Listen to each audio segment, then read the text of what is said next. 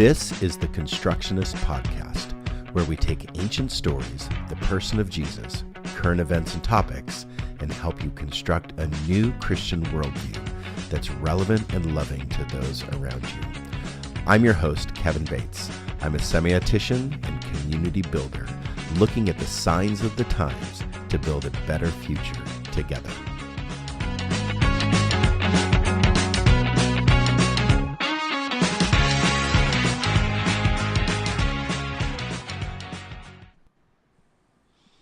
Well, welcome to the Constructionist Podcast, and tonight we are continuing our topic on building a Christian worldview. And tonight we are focusing on the reality of the world, attempting to define what the world actually is. And so we're going to look at this topic of our basic existence, and we are excited tonight to join again together with Shreya and Jacob. Thank you for joining us tonight, you two, that we get to talk about such an interesting and deep topic, developing a worldview, and one that is not violent, one that does not maybe have a war theology behind it, but one that is loving and generous and also hospitable to the people around, loving our neighbor. So that's what we're focused on. So to recap a little bit, last week, if you remember last week in our podcast, those of you who joined us, we are using an outline of the worldview developed from a Belgian atheist philosopher by the name of Leo Apostel. So I just thought it would be interesting to use somebody that was outside of the church or somebody that would be maybe just apathetic towards religion, just looking at the world in a just non-filtered form maybe, or maybe that's their filter, the atheistic filter is their filter. So looking at maybe two different angles and then coming up with our own worldview. And so a worldview is a fundamental cognitive orientation. So there's something to do with the mind of the individual or society, encompassing the whole of the individual's or society's knowledge and point of view. So when you think about point of view, that is POV, that definitely my point of view comes from my perspective.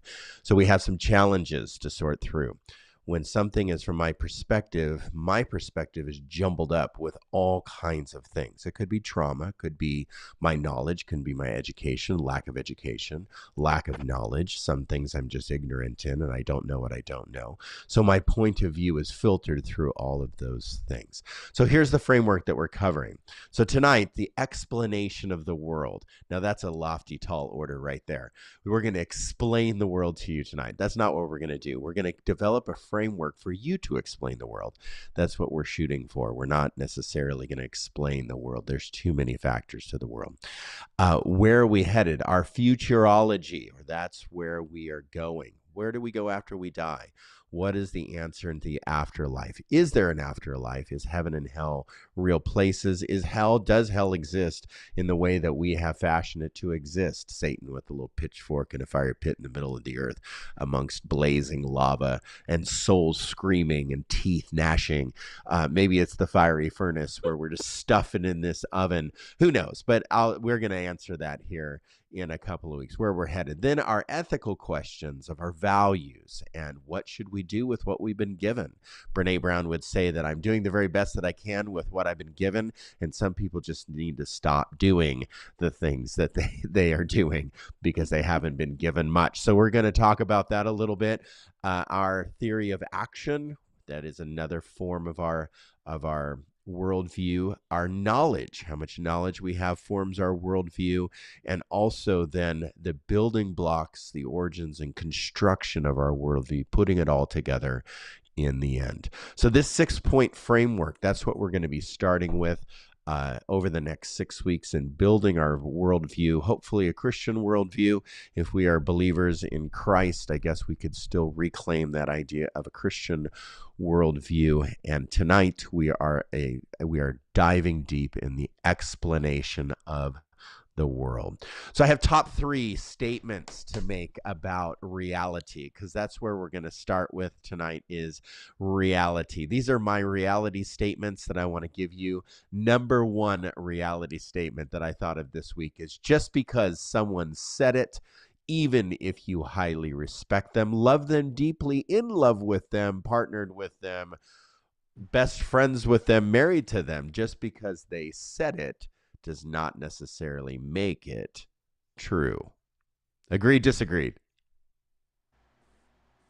Yeah, I can agree with that. Except what I say, right?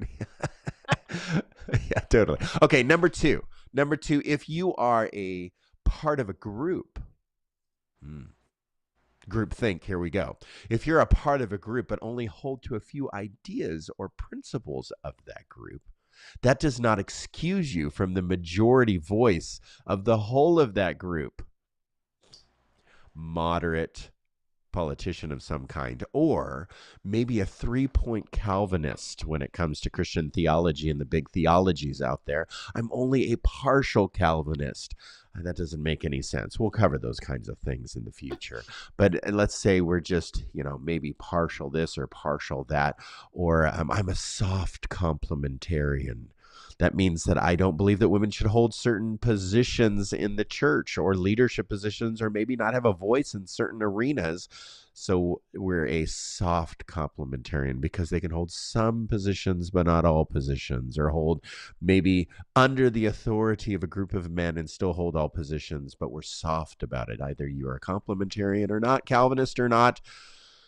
Number three, just because you believe it with your heart, mind, and soul and have conviction does not necessarily make it true. It might make you stupid, but it doesn't make you true. So we just need to remember that those three things, that's what we're building the framework of reality. Those are some thoughts that I had this week. So last week we made mention of when we deconstruct things in our life, when we deconstruct old ideas or old paradigms, maybe what mommy and daddy taught us or grandpa and grampy taught us, aunts and uncles, cousins, our influences, our old bosses, whatever they taught us, those old ideas, just because you're deconstructing doesn't mean that you're moving into a new understanding of something. So just because you're deconstructing doesn't mean that you're moving into a new understanding of something. It means that you're deconstructing that old understanding. And a lot of times it's very easy to become exactly what we reject. And so we reject and hate on something so much that we fall in love with it and accept it again later on in life. Yeah. So we need to be very careful. The old adage, I want to be so different that I'm exactly the same. I still wear my mullet. I still have my gauges in my ears, whatever it is, that we rejected things so hard that we still look like that we were just we stayed in the 80s and never grew up. All right. Oh. So Years. 90s. Yeah, 70s, whatever it is. This comes when we have nothing to move towards, when we don't have a vision of progress. A framework is disrupted, but then a framework is not established. We're not constructing anything forward. So this is our thinking space here in this place. The Constructionist Podcast is a thinking space where we're going to present ideas and we're going to present thoughts. And I hope that really just these generate through the week, and some of our questions that come across the chat, which you're more than welcome to do so, that we are able tonight to build a framework to explain the world. That's tonight's topic, the reality of the world. And what's really problematic with even that statement is you believe the world's a certain way, and I believe the world's a certain way, and I believe that world should not be a certain way, and you believe the world should not be a certain way. Who holds the keys to those realities? Well, the truest reality. Who holds the key to that truth? You can support us financially if you want through our website, resonatelife.org. If you go to the Give tab, you can also that's how you financially support us. You can also support us by listening to this podcast each and every week and making comments and interacting with us. That's more important, that we want you to interact with us on a regular basis. So when you ask questions, we learn and grow. We learn how to answer questions better. And I hope that you get something out of these times. All right, reality. Reality, Sharia Jake, is the sum or the aggregate sum of all that is real or existent within a system. I don't like that, but this is just wiki definition. as opposed to that which is only imaginary, so an augmented reality maybe. The term is also used to refer to the ontological status of things, the being of things. I'm a human being. I have a being, so my ontology is at play, indicating my existence. So we're going to get existential. So like looking outside of yourself, looking within yourself. I'm a person. And so if I'm a person, right, like that means that I'm a being. only existential. Only existential. So I'm a person, I'm a being. I have a study of my being. I have an existence. I have a maybe ontology of my being.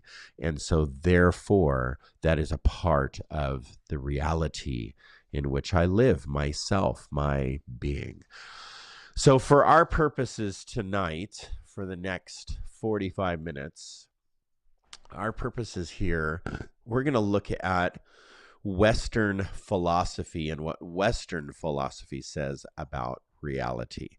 I don't live in Eastern philosophy, although I enjoy Eastern philosophy. My culture is not Eastern, it's Western. So to adopt an Eastern philosophy into this discussion is not a reality because I don't live in that. It's a reality for others. It's not a reality for me. So I need to look at my context, my culture, the things, people around me, and I need to look within that lens through Western philosophy. It says that Western philosophy says that reality, the way that I understand the world, the way that I view the world, the way that I interpret the world, okay, is thought of in divided into two thoughts. The first thought is the very reality itself. Reality is reality. The way the world is the way the world is, whether you believe it is that way or not.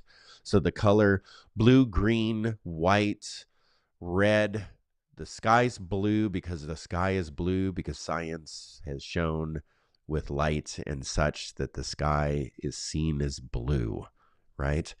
The ground, majority of the ground is brown with dirt for reasons. So we have the sky is blue, but you can believe that the sky is red and the dirt is green. Some dirt is green, but you can believe it depends on what elements are in that dirt. But you can believe those colors if you want, but that doesn't mean that that is reality. Reality is based on certain things, and reality is reality whether you believe it or not. That's one thought of Western philosophy, that reality actually exists outside of my perspective and perception and my experiences. But then I have a mind relationship. So here's where we blow up a little bit.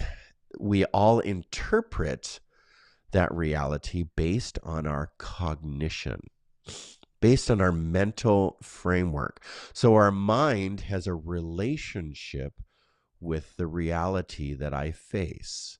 So when I walk out, I have neighbors. I live in a community. My neighbors are across. I interpret my neighborhood, the reality of my neighborhood, based on my relationship with that reality, based on my cognitive understanding of my neighborhood.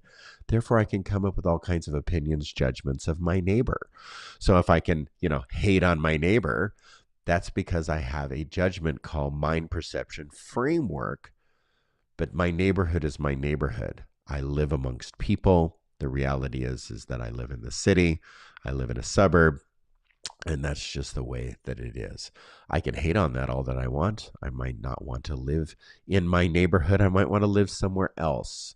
And it seems like that the whole United States from coast to coast seems like that they just are living in a non-reality right now. They want to live somewhere else. They believe they live somewhere else. But the reality is they live here. And we're going to define and discuss or there. And we're going to define and discuss what here is. So reality itself is concerned with this and is actually dependent on mental and cultural factors. Reality that I develop, my reality, is dependent on mental and cultural factors like perception and belief and my mental state, even my mental health, my religion. That could be part of my mental health. It could be not a bad religion, which is causing a poor mental health, which is causing a poor perception of reality.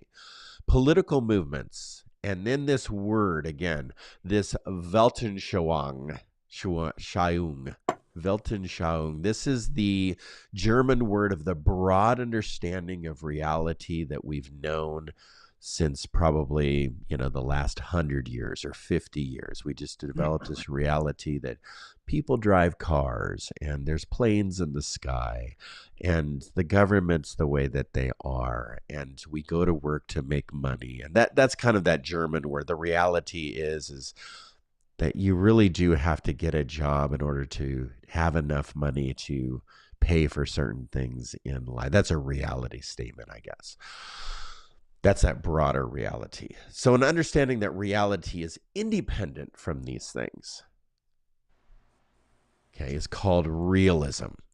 That's called realism, where I believe that reality is independent from political movements, religion, mental states, belief, perceptions, and culture, or even this Weltanschauung, however you pronounce that. There's like 3 U's in it. It's quite a strange word.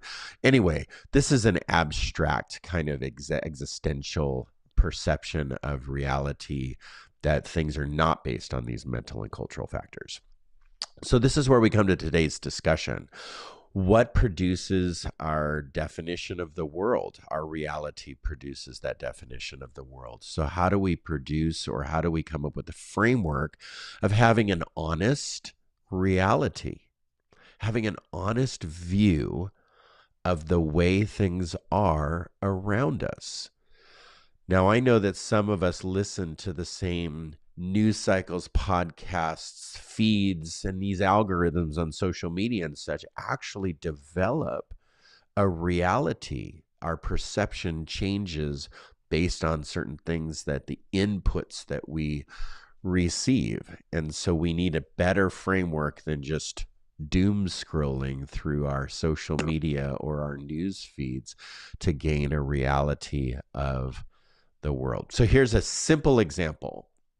This is how it pans out in a really weird way, and then this is how it pans out in a Christian way. Okay, so in a really weird way, I've been watching this program on Netflix, and it's I Am a Killer. It's about these death row people on death row and people that have murdered other people. And I mean, it is an intense show. You're just like, this story. They're telling the story of how they murdered these people. I mean, this is dark. I'm in a dark place in this show, and this is where I go, right? In the night, right? I'm on Netflix watching I Am a Killer. And so this show, they tell their story about how things went down when they murdered this person. But then the police and the investigators and the agents and the lawyers on the prosecution side have developed an entire different scenario of what has happened many times. Many times it totally matches, but many times it doesn't totally match. That their scenario is completely different than maybe reality, or maybe what the investigators found. How is it possible that something that, I would say, big event in someone's life, you could come out of that not understanding and having a correct perception of what exactly went on? So they unpack this, the way that mind works, and how the traumatic mind, the mind that's gone through trauma, how that processes information, and how abuse processes information, or people who have been abused start to filter information a certain way. That is an extreme example, but I give you that example because that's an extreme example, but then there's minor examples. There's just that at a minor level, that we're all interpreting realities differently. Some might have this perception, some might have this perspective. How is it possible that we can be looking at the same event and come out with 2 different complete scenario conclusions? It is possible. And we're going to talk about that a little bit later. So many Christians believe, this is the Christian example, many Christians believe that the world is a sinful, broken place.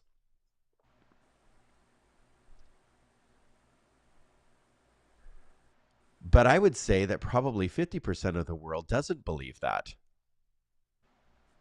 Yeah. Mm-hmm. How is it possible that Christians come out and say this the world is a sinful, broken place, but then half the world population doesn't believe? Christians believe that therefore the world needs saving from the forces of evil, redeemed to the forces of good. So we've developed this bifurcation of good and evil in the world, and this is where heaven and hell is constructed from. So now we have a construction of actual physical places that we go. If you participate too much in evil, you go to this place. If you participate in a lot of good, let's say, I know not works-based salvation in Christianity, I get it, but we couldn't get there. Let's say we couldn't get there, so we needed Jesus, and Jesus comes along. He saves us from this sin, and therefore we're forgiven. We get to go to this good place, just based out of the idea that we live in a sinful, broken place and that we need saving from this world. So salvation is driven from that narrative. So therefore, through this lens, self-image, self-concept, other image, other concept, the way we view people, how we treat people, how we act towards people that are other than us, that are different than us, we start to treat, maybe even by what we perceive them to be, we, based on some very, very superficial level, we then start to treat them with violence because they're evil and we're good. And so good has to fight evil. And so our performance is based on this. It all manifests in our reality. All right. That's my shtick just to start out about reality. So, Sheree, you're going to take the first discussion. Do we Yeah. comment on what you said, or just Oh, move yeah, forward? sure. Comment. Do you Rip have it a comment? apart. I don't need to rip it apart. I mean, what you're talking about in realism and reality, in that the object is representation of the aggregated whole, is what's called Aristotelian realism. And so Okay. Aristotle came up with the general perspective that reality was based upon these archetypes of objects, that we all interact with that archetype, but what you're touching is only representation, not the actual object itself. Yep. And so Aristotle pulled out meaning from the physical in your hand and put it into a metaphysical space of higher meaning, so that we can attain it, but there's a more pure sense of what each object should be. I'll cover more of that in my I'm sorry. No, it's good. I'll just cover more of it. Yeah. Okay, you're good. Sure. You have any comments on what I just said before you jump in? I don't. Okay, I'm ready. go for it. Okay. Post-truth is pre-fascism. Yeah. Take us there. What does that All even right. mean? Or let's not go there, actually. Okay. Well, like we've been talking about, it's really easy to feel like we're living in different realities, even in just this country. And so I think that's why this topic is especially timely. So there's this idea from a writer named Timothy Snyder, who focuses on politics and authoritarian regimes. And I believe this idea comes from him. That idea is post-truth is pre-fascism. So I'm just going to drop that there for now and let it marinate in the background. And then take some time to talk about how do we even arrive at post-truth? How did we get here? So this is a no nuance. Oh, hey, yeah, that is an excellent book. There he is. Put it up there again, Jake. Let's see it. On Tyranny by Timothy Snyder. Okay. 20 lessons from the 20th century. All right, so here's our no nuance history lesson in 5 minutes, because it's hundreds of years to pack into a very short amount of time. So we're talking about Western culture, so mostly Europe and a little bit of America. And if we look at the pre-modern era, so this is going to be before 1700-ish, truth was revealed by God. and by proxy, the church. And then truth is also experienced through our senses. So I can trust God to reveal things, and I can trust myself to perceive them. And there's an assumption here that we're all experiencing the same reality and perceiving it the same way. In the late 1600s into the early 1800s, we have the Enlightenment. And this was in part a response to that pre-modern era. You had the church, which was corrupt. And so a lot of people were starting to doubt the church's authority. And you also had scientific discoveries that shook our understanding of reality. So, for example, Copernicus and Galileo figuring out that the Earth isn't the center of the universe. In fact, the sun is just the center of our solar system. That created doubt in our ability to perceive reality correctly, because it sure seems like the Earth is the center of the universe, right? So in the midst of this doubt, we have the birth of the scientific method. So now we can know truth because we can reason it out and we can prove it. And for the most part, this is a fairly solid system. But as we gained contact with other cultures around the globe, learning more from people who think differently than we do, we discover that we don't always come to the same conclusions with our reason. And eventually we move into the postmodern era, which is the beginning of the late 1900s. And it feels super weird to say that. So postmodernism understands that we live in a global world with multiple perspectives. And so it states that we cannot know if absolute truth exists. And this is an idea that freaks Christian out, so hang with me for a second. And Rob, if you would pull up that graphic, please. Excellent. Okay, so we've got a circle in the middle. Well, a cylinder. We've got a cylinder in the middle, and it says this is truth. That's our objective reality. But then on the shadows of the walls, we have a square and we have a circle. This is true. This is true. They're completely different, but they're both true. And then I like this graphic as it develops. Go ahead and scroll a little bit more, Rob. So it turns out there's not always just two takes on reality. Sometimes there's a third option. And as we keep going down to the bottom, sometimes there's six or more. And all of these things are true, but they're only a picture of, or a portion of, absolute truth. So because we live in a culture with opinions and biases, and we have a perspective on truth. We might see a little bit of it, we might see a lot of it, but we can't know for sure if we're seeing the whole thing. So that's where this idea we can't know absolute truth comes from. As this idea filtered down into popular culture, it kind of turned into absolute truth doesn't exist. And that's a big difference. When absolute truth doesn't exist, we see the rise of relativism and post-truth. And in this circumstance, we can create the reality we want by saying it over and over again, regardless of how it matches with the reality around us. And so I guess the caution that comes with this is that this cultural attitude towards truth and reality opens the door for the loudest voice and the loudest truth to take over and to be enforced by unchecked power. So Snyder's idea that post-truth is pre-fascism, we're living in a time when that is an opportunity. And so I think this topic is very important, learning to think about reality, to recognize multiple perspectives, but see the truth undergirding them, helps us to stay grounded in reality, and that's necessary for a free society. So, questions? I'm just thinking about different times in history where this is actually played out.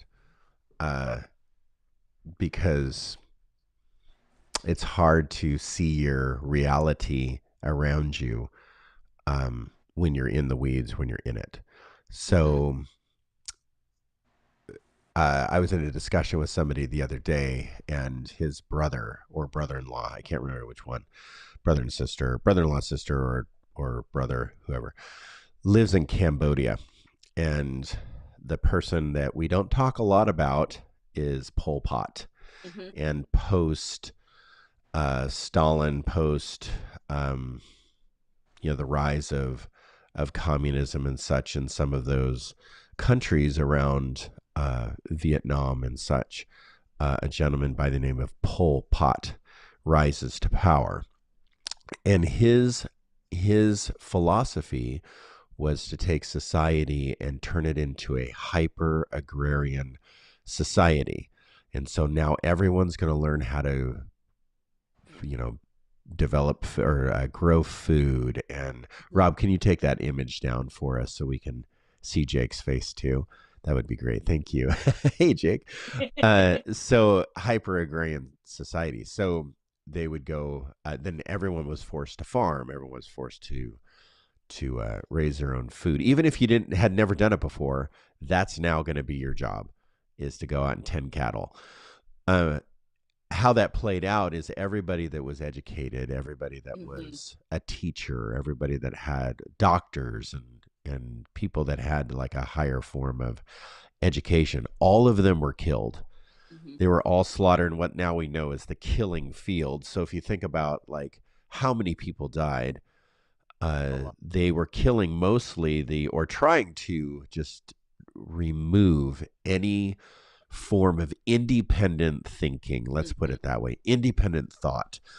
So that's an example there. I think that probably, Lenin had some of that. Stalin had some of that. Pol Pot had some of that. Hitler had some of that. They all had that. Like, let's get rid of this intellect because they would speak maybe a more absolute, or they would speak more of a reasonable truth. So we can see other examples of that post-truth turns into pre-fascism. Right, and in the case of Hitler, I just read he had a habit of calling the press the lying press. Right. To undermine any authority or take on reality that media would have, which then makes it so that his voice is the loudest and the only one heard. Right. Fake news. Fake news. Yeah. Alternative facts. Well, that's when you live when you can't trust media, when things are being, posed to you. That's a very dangerous culture, very dangerous society. It's definitely, I said that facetiously, Tiffany, and it's definitely fake news. That's what I was referring to. Absolutely. So yeah, we have a lot of that going on in our culture.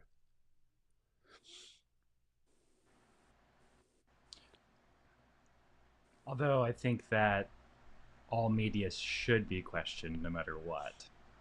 Biases have to come out. And so the point of saying that post-truth is pre-fascism is to explain the idea that if you make your own reality and you keep just saying it over and over and over again so that you believe, you begin to actually believe the lie that you're telling yourself and other people, and there's no grounding there. Yeah. That is the destruction of society. Mm-hmm. So a friend of mine used the term this week, Christian intellectual elite. And so I was thinking through, like, hey, I resemble that comment. What does that actually mean? I think that there's, with what you're saying is post-truth, basically a Christian evangelical elite, according to the books, would mean somebody that is of an intellectual level or believes a paradigm is subject, and they do not allow the voices of the, like, let's say, less educated, or in this case it was said the evangelical world, that a Christian elitist would not allow the voice of the evangelical world to rise and hold positions of power, hold positions of influence. Now, you can say, well, that's a good thing. when, when stupidity doesn't rise to power, that's very important.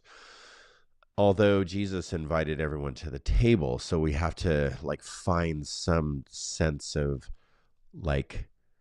I don't want to use the word balance, but some platform or some place that we can have rich discussions with those that, maybe have a more scientific method or scientific reasoning over, just, the Bible told me so type of thing. So those are the two groups. So I had to sort through. It's like, am I a Christian event or a Christian intellectual elitist? I would probably be put in that category a little bit by some of my friends, because I do struggle with allowing very unintelligent voices to attain positions like power. But I'm not in an authority position to hold them away from power. So I don't hold a governmental position where I'm not, Right. I'm not actively pushing people away from certain positions of power. It's also a question of who already holds power to begin with. Right. I do think we have a lot of elected officials who would fall in the evangelical camp.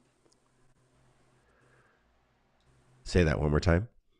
I do think we have a lot of elected officials who could fall in the evangelical camp. Yeah.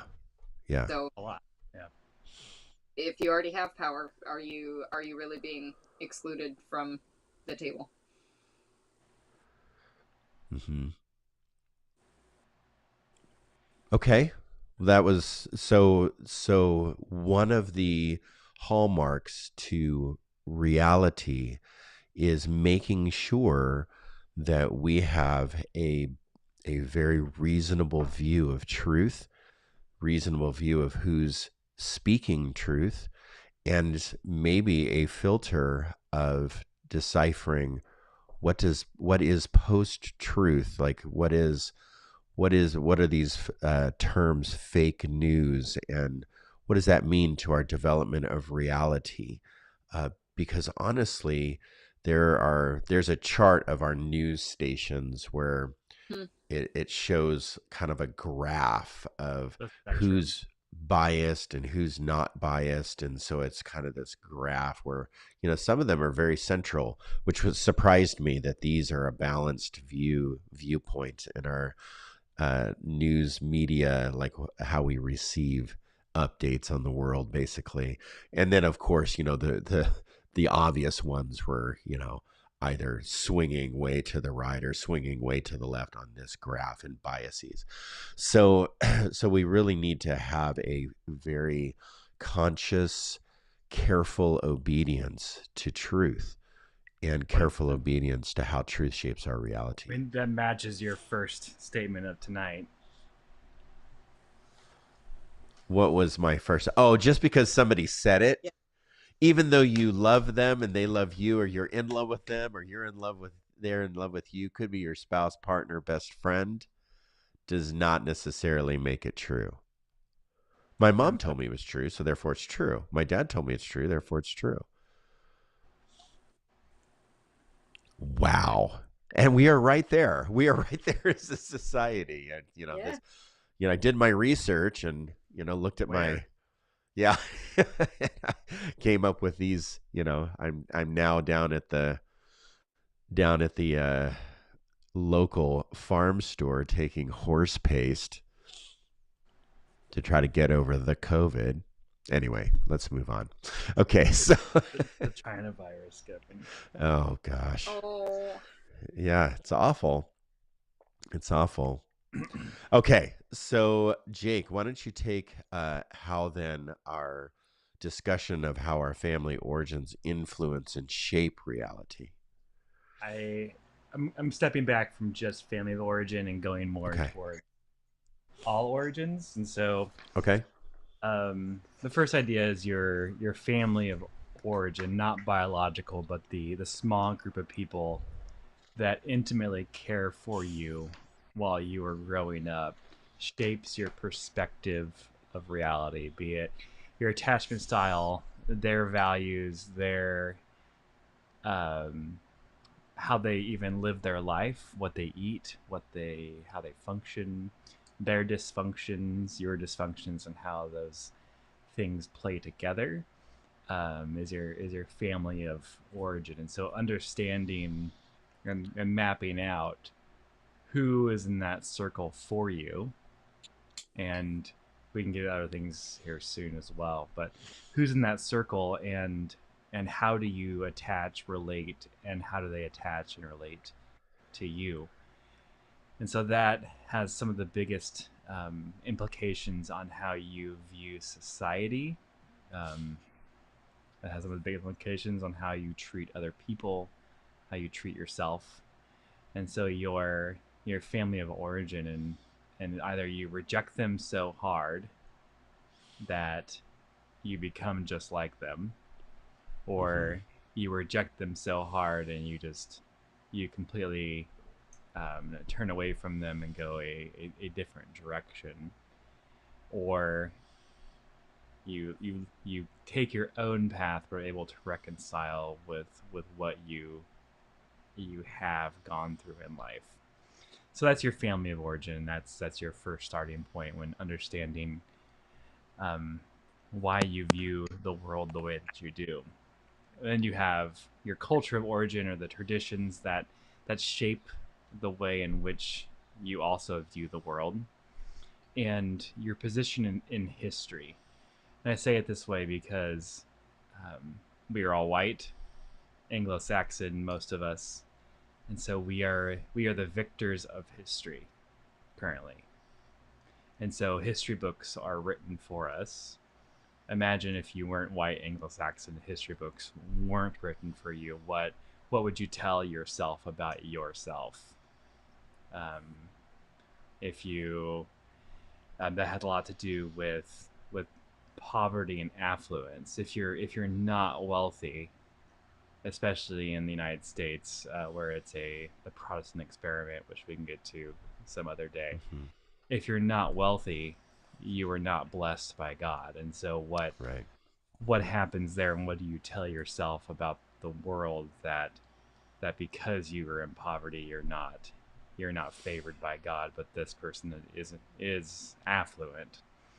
Your race and ethnicity, and so I kind of touched on that a little bit later, but how do different races and ethnicities interact with each other? Like, where does your biases land? Who is subhuman to you? Who's subhuman to your culture? And so how does that affect your view of reality and society? Then you look at all the isms in your culture directly. We in our Western culture we have a lot of isms. Ageism, what we feel about people older than us. Sexism, what we view of the other sexes. Um, Xenophobia, what we deal with other people outside of our own um, homogenous group of culture. Ableism, what people go through that are are handicapped or unable to, or have low functioning mobility. What do you do with, if you are low functioning mobility? What do you tell yourself about yourself based upon that reality?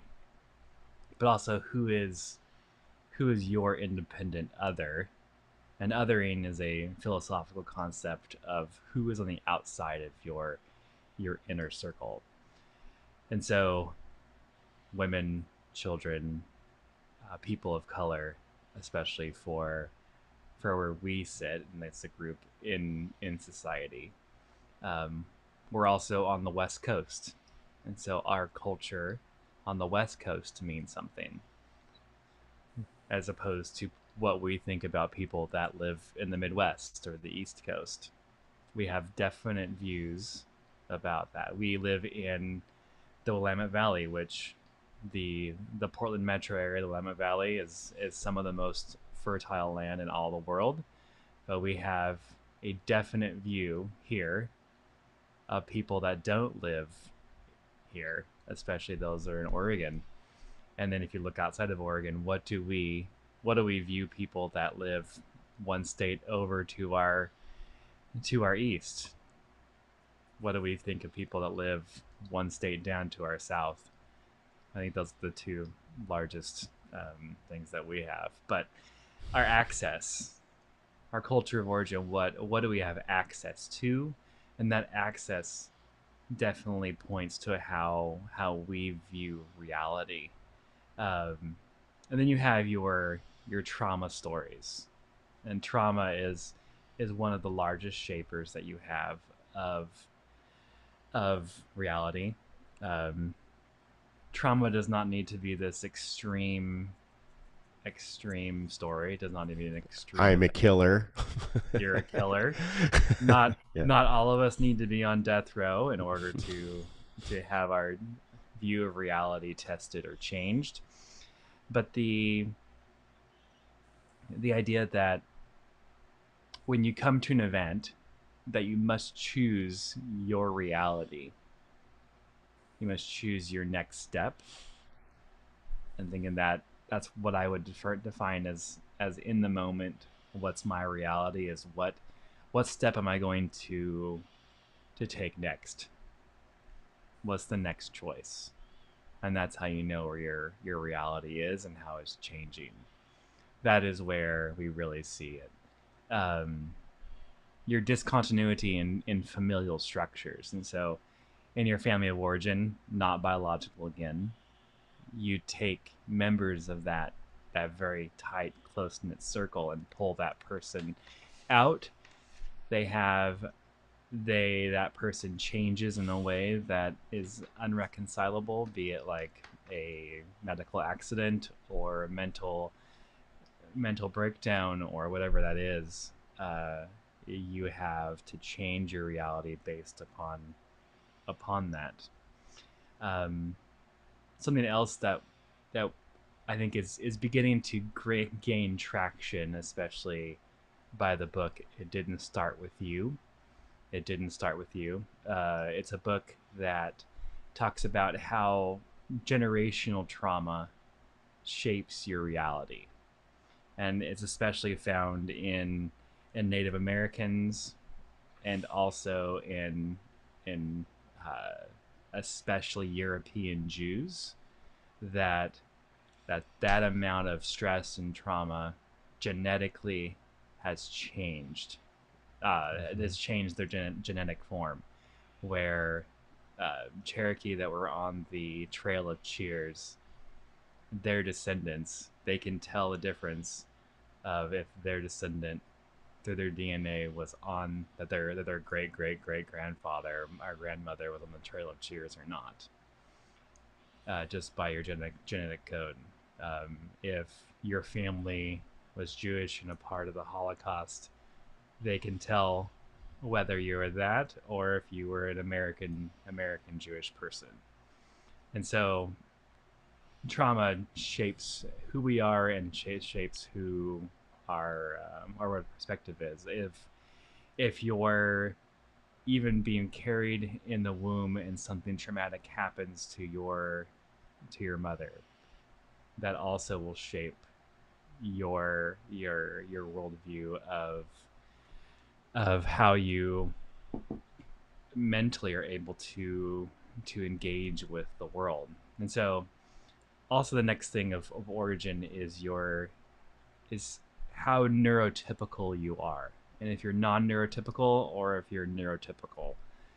Non-neurotypical is engaging with reality without the biological, hormonal, neurological, or chemical markers of, and if I can get it in the screen, giant air quotes of normal. how you normal, especially in this context, if you don't find yourself in that group, you've changed the way that you view reality.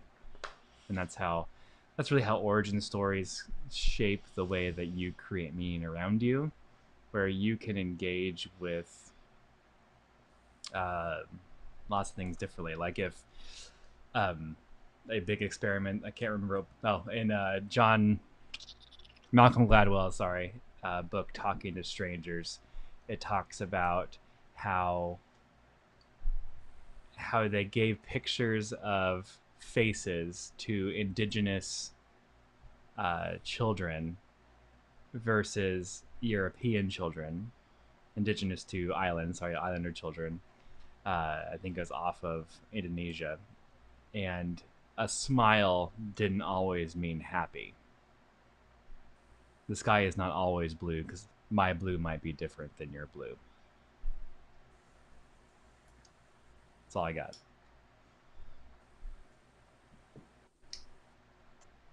Thanks, Jake. Something I've been thinking about as we're talking about worldview frameworks. Most of what I know about worldview frameworks comes from a Christian perspective, and I've noticed that it doesn't really count for individualism versus collectivism. That's just a conversation that's unaddressed. And so as we're talking about worldview frameworks, I'd like to bring that in a little bit and have that conversation. But that is definitely something that your family of origin will affect, or your attachment to society. Whether you think we're all in this together or not is a big deal for how all of us experience reality. Yeah. We're not in the same boat. My boat looks different than your boat. Yeah.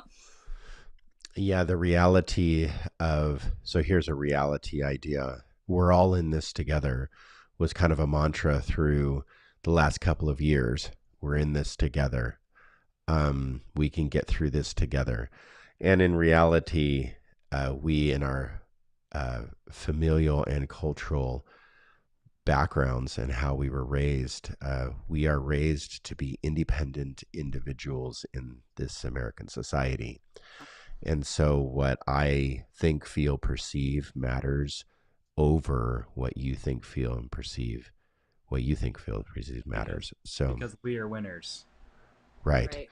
And depending on your perception of that other, quote unquote, other person that you're othering, and that can turn to violence. And that can definitely, and microaggressions, violence, macroaggressions, the whole gamut. So yeah, that either cultural or familial pieces of origin. I think about my background. I was raised very early childhood by, my mom had a home economics degree. So she was a stay-at-home, literally, like she was degreed, just like that was her degree. She knew a lot about a lot of things when it came to the home. She was like the Martha Stewart, type mentality. She had a whole craft room. She knew how to cook and sew and do everything like that really well. She taught classes on it and such at a college. When I went to go live with my grandparents, my grandmother was definitely a very traditional, born in 1910, traditional family values type person, even though she wasn't a quote Christian or didn't have a Christian worldview. She definitely held to a very traditional lifestyle. So I grew up around, men went and worked, women stayed at home. That was my reality. So it wasn't until probably 5 years into my marriage, I've been married for 21 years, or change, and since 2001. So I've been married that long, 5 years into my marriage. About 2006, a friend of mine asked, when are you going to allow, he used the word allow, Amanda to do her thing. What is her thing? And how are you going to celebrate her thing?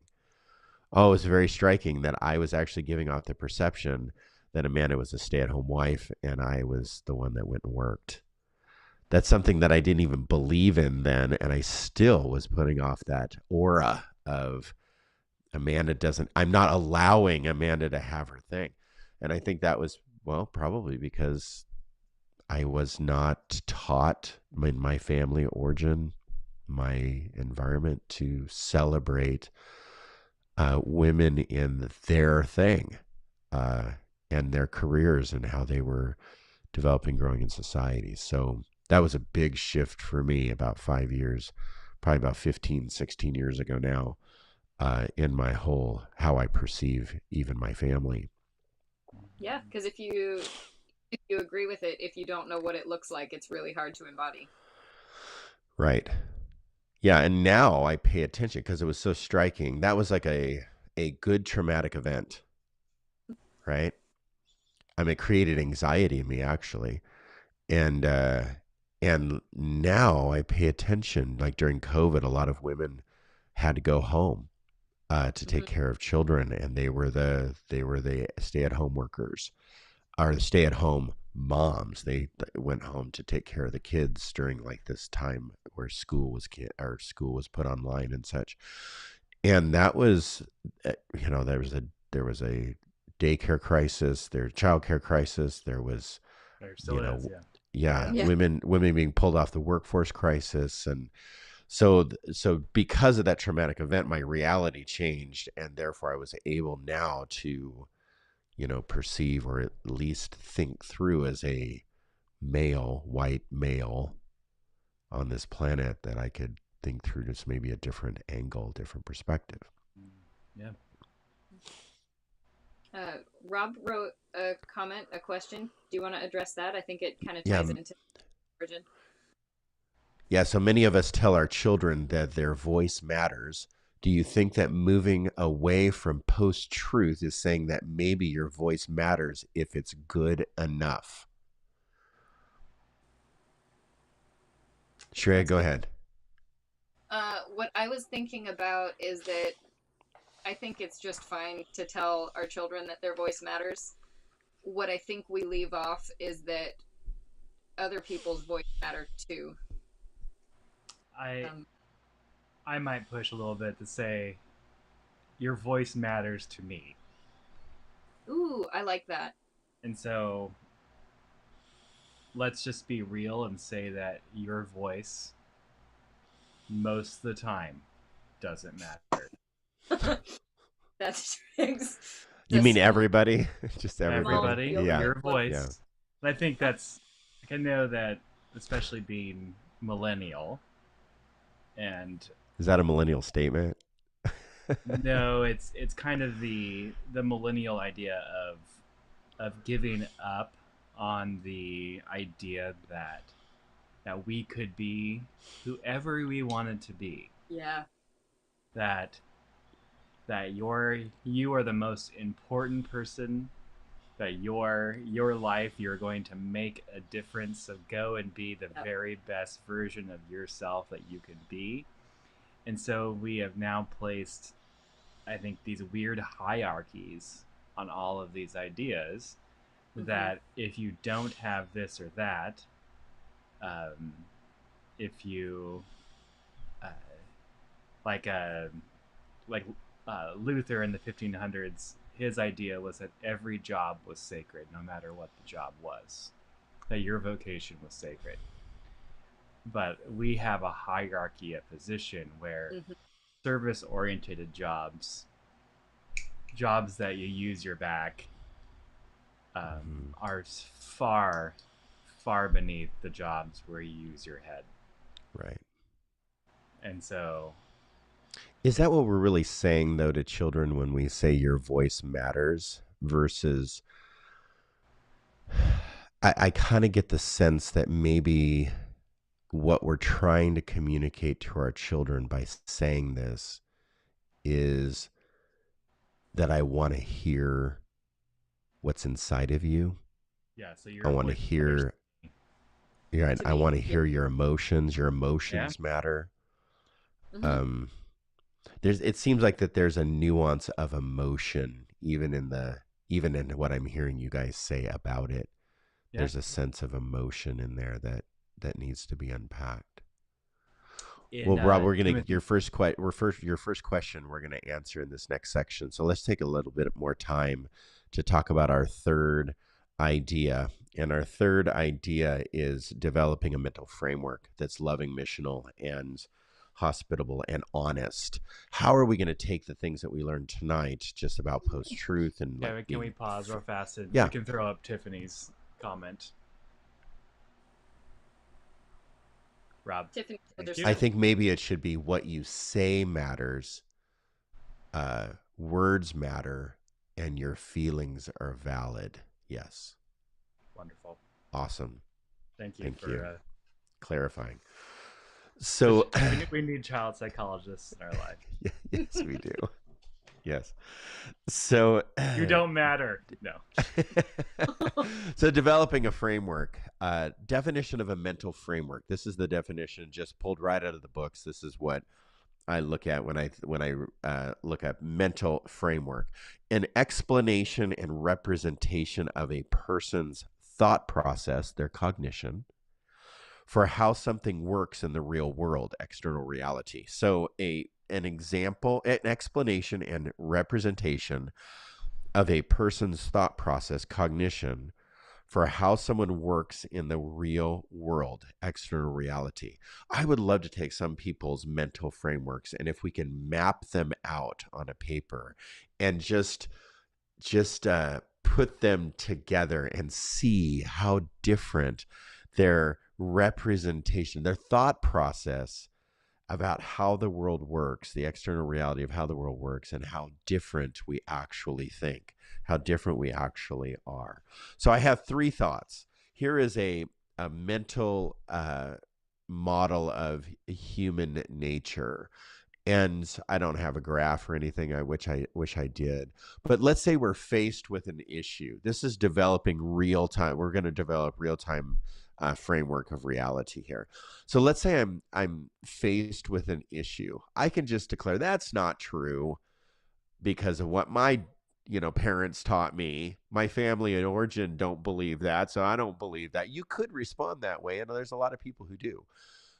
Or you can look at the challenge, problem, or issue that you're faced with, and you can look at it in reverse. That's the first example of developing a solid mental framework process, is when you are faced with something, you think of it backwards. You digest information backwards. So how did we get to this point? You look at history, you look at influences, you look at multiple conclusions. You begin to look at it. Where did this start from? And then you just kind of back it up. That shows that you're actually thinking. You look at something maybe in the inversion, they call it. Look at it invertedly. Then there's another element to mental framework development, and that is first and second level thinking. So you have a first level thinking, which is very visceral. Right? First level thinking is it can be dangerous when you first level think. That's just, getting punched in the face and you dodge, you dodge the punch. I mean, that's just like first level thinking. Second level thinking is you get, threatened to get, punched in the face. The swing comes and you then engage your defense mechanisms and you block the punch, right? So you take the punch, maybe the dodge is the second level thinking. But second level thinkers, basically, they approach decisions or they approach life just differently. They ask questions about what is being thrown at them. Now, this is something that I think that in our world today, we really have struggled with. We've really struggled asking good questions about certain things that are posed to us. And so our interpretation of the world gets skewed. Our hermeneutic, what I'll call hermeneutic, how you interpret different things, how you interpret the world, your world hermeneutic, how you interpret the world, is not consistent. So it's not consistent to the point of of like, well, we end up promoting violence. When we are anti something, we are pro something else. It's an inconsistency in our belief systems. It starts with not asking good questions, like, if I believe this, and what's the outcome? If I adhere to this, what is the probability of that other people are believing this? Maybe what is the prevailing consensus of what does everyone else believe that is around me? What expectations can I expect, and the consequences that I will endure based on believing this? Most people don't ask these questions about just adopting belief, but I can tell you that there is a consequence to having thoughts that turn to belief, that turn into the adoption of theology, that manifests itself in praxis in the church. And therefore, then we exercise violence on people, macro violence on people. Why? Because we just didn't ask the question, does loving your neighbor mean loving all your neighbors, or does it mean loving just the neighbor that you like? Wasn't right? that So that's, a go ahead. parable? Yeah, that's Yeah. never mind. So we've gotten ourselves in a lot of trouble. And then we become, when somebody disagrees with us. So now we've adopted this belief. I've asked no questions. It's because of what my grandparents taught me, that's why I'm a first level thinker. I haven't. It's just because I am a certain political party. I check all the boxes when I vote. That's how a lot of people vote. They just vote all their political party. They don't even care what people think or what they believe or who they are. That's a first level thinker. Right. A second level would be asking questions about who do you support and what they stand for, and do you agree with what they stand for, and how many people agree with what they stand for, and such. Right. Are they a good person, or are we just checking a box because my whole family is a certain political party? Right. So so we ask good, solid questions, consequences of our decisions. What happens though when we don't do that? We end up being a very monolithic group think that is predominantly one race or one color of skin, white evangelical church, right? That is anti-intellectual, anti-education, homeschool only. We have all these things that we're just not asking. We end up that way because we're not asking questions. We're not entering into second. Now, you just deem me a Christian intellectual elite right there, right? Because you hate homeschoolers. never said that. I never said that. I never said that. So maybe that turns into a decision kind of framework or decision process that you develop in your life. When it comes to mental frameworks, we have to come up with our own decision making process, right? There's an old movie that they end up out in the desert. They're on horses, and one guy looks at another guy because they're totally lost and they're thirsting for water. And he looks at the other guy and he says, maybe we should rethink our decision making paradigm. And I've always, it was a comedy, and I just laughed and laughed and laughed because it was so funny to me at the time. It was so funny. And I think that I just live there right now. We're out in the desert. We're wandering around on horses, and we're like going, there's got to be something better than this. And maybe we're just looking at each other going, maybe we need to rethink our decision-making paradigm. So maybe we come up with a decision-making paradigm that is, please, second-level thinking, asking good questions, coming up with secondary questions, questions upon questions, looking at expectations, consequences, and results to when we adhere to a certain philosophy, framework, theology, whatever it is. So complementarianism, soft complementarianism, means that I believe that women can hold positions of power in the church only to a certain level. Soft complementarianism is a false reality. That doesn't exist. It's either complementarianism or complementarianism. There's no half complementarianism. there's either complementarianism or no complementarianism. That's what I meant to say. So when you're a complementarian and you only believe that women can hold certain positions in the church and can't hold others, that is not an equal society. That is not an equal culture. Some people are very comfortable there. I'm very uncomfortable there. Some people are comfortable there. Okay, I don't understand that, but my decision, I have to come up with my own decision making pair, my own framework, and I can't just like pick and choose, I guess, certain ideas, ideals, and be only a partial one of those because my family of origin tells me that I'm supposed to believe this, behave this way, so I'll just accept part of it. I would say being a Christian right now, right, kind of has that same, calling ourselves Christian is really difficult right now. It really is. I usually now call myself, I follow Jesus.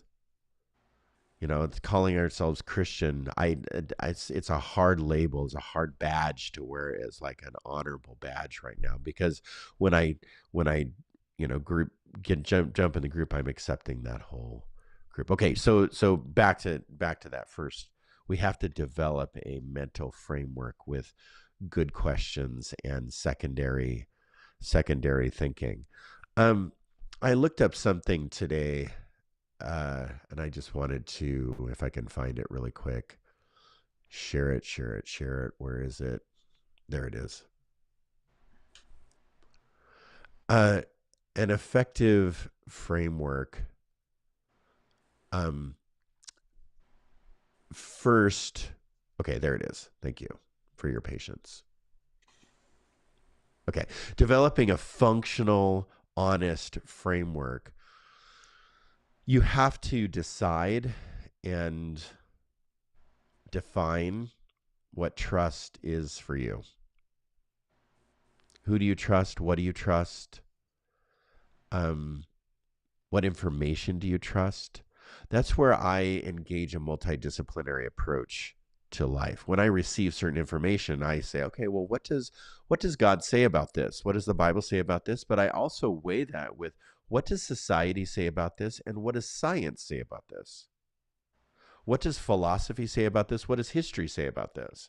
So in multidisciplinary approach, when we're faced with information, we have to develop a method or a multidisciplinary approach to trust, like learning how to trust responsibly. So looking at our biases, when we come up with a mental framework, we have to be honest with our biases. We have to be honest. When I went through racial sensitivity training when I was adopting my children from a different country, they're children of color, and I went through the Hague certification, and I was faced with all of these questions, and I had to be honest with my biases. And so then we unpacked those in counseling, and it was a very healthy approach and very healthy time for me, just being honest, and then coming out of just that mentality that like white privilege doesn't exist, right?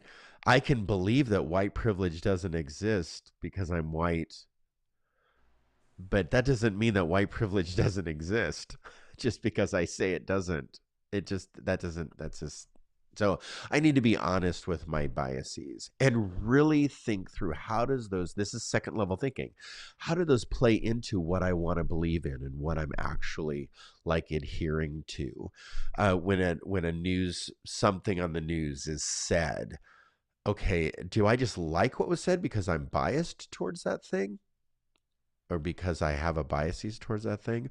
Or is it kind of the Pavlov's dog syndrome, right? It's familiar. So because something's familiar and I've been told it over and over and over and over and over again, just because that's number 4. Just because I'm told something over and over and over and over and over again doesn't make it true. So do I have a Pavlov's dog association to since something that I believe in takes away something in my life? So if I believe this, I no longer can believe this. If I believe this, I have to now lose this in my mental framework, in my reality. So does that make me angry? Does that make me jealous and envious? Does that make me feel like I'm losing, taken from? So when I actually, that's the second level thinking. When I believe something, what am I actually losing? That's something to really. There's another real big consideration is the power of denial. Now, I would say, Jake, is true that trauma does shape our realities. And one of the biggest shapers of reality that I believe is traumatic or a trauma is our ability to deny. And so our denial shapes our reality strongly. Our denial that something exists, that it could exist. How could this exist? How could this be so? Oh my gosh, this is not the America that I live in. This is not the Western world that I live in. How could this be my United States of America? Well, it is. Welcome to the United States of America. We can deny that things are happening. And we've So always been. So they call Portland the dumpster fire of America. You know, we're just a dumpster fire over here, right? Portland Metro is just a heap of trash that's on fire. And people just haven't like looked in their backyard of Alaska, you know, like that's talk about a dumpster fire. So we deny Wow. what's in our, they don't have any trash removal there. They don't have trash It's removal crazy. in all of Alaska. In many parts of Alaska they do, but if you go to some of the rural parts of Alaska, they do not have like what do you do with an old refrigerator there? What do you do with old appliances? What do you do with that? They just, I don't know, it's different. I just use that as a little example, but they call us a dumpster fire. Well, people are not looking at their own dumpster fires. That's a metaphor for we got like massive challenges in Portland. People are not looking in their backyard of the massive challenges that they have or their front yard. So we deny because why we're living there. We don't want to believe that our land and our world is a dumpster fire. Does that all make sense what I'm saying? Yep. All right. We also have to look at our tendency to stereotype. So when we are faced with information, we stereotype that information or person that's giving that information. Well, they're that way, so that can't be true. Right? They're that person, so what they're saying is false. So we have our biases. Bless their heart. yeah. So we have our stereotypes, we have our biases, we have our denials, we have our Pavlov's dog, familiarity. We get angry, envious, jealous over losing things or having to give up things. And then we have trust issues. So all of these need to be really thought through. And I want to encourage us, and I'm going to read them again. Trust. What are your trust issues? What are your biases? What is your Pavlov dog disorders? Can I say a disorder? Your Pavlov dog associations. Pavlovian associations. Yeah. What are you afraid of losing? What are you denying? And what are you stereotyping?